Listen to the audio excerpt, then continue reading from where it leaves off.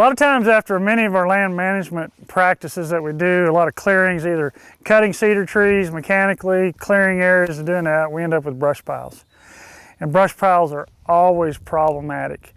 If we look at the statistics for the southeastern U.S. at the cause of wildfires, typically over 60% of all the wildfires that are caused in the southeastern U.S. are caused by brush pile burning. And so they're a big problem. And so kind of what I want to talk to you about was when is the best time of the year to burn brush piles and how can we do it safely and not cause such a problem. You know, a lot of times people think that the best time to burn a brush pile is when it snows and we have snow on the ground. But as we know here in Oklahoma, most of the time our snow just doesn't last very long. And typically it's gone in a day or two. You know, we may go out and light the brush pile when it's snowing or right after it snowed.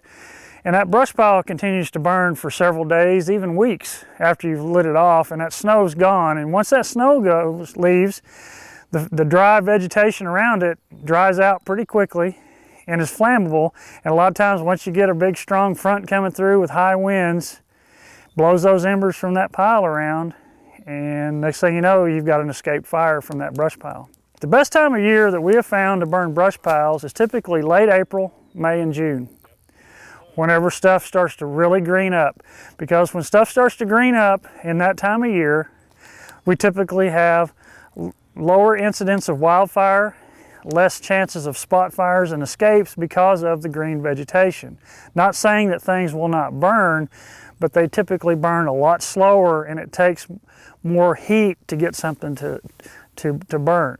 So things to think about when you burn brush piles are what is the weather going to be like today that you're going to burn them? Are the winds strong or is there any chance of a front coming through? Then you also need to check the weather for the next day or the following couple of days to see what's coming, because if there's going to be a big change in the weather with strong winds coming and predicted, I wouldn't burn those brush piles. It's good to have some type of fire suppression equipment available. So if you do have a problem, you can readily attack it, put it out.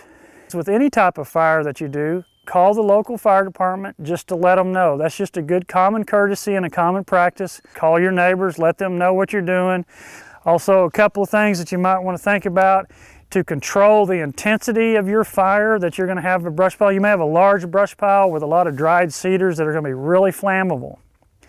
You want to go to the downwind side of that brush pile and start your fire there. That way you're creating kind of a backfire through that brush pile where the fire is going to back slowly through that brush fire, reduce the intensity, the flame lengths, and probably the probability of escapes happening. Whereas if you would go to the upwind side of it and light it, it's going to create a big head fire and engulf that brush pile a lot quicker and burn it up.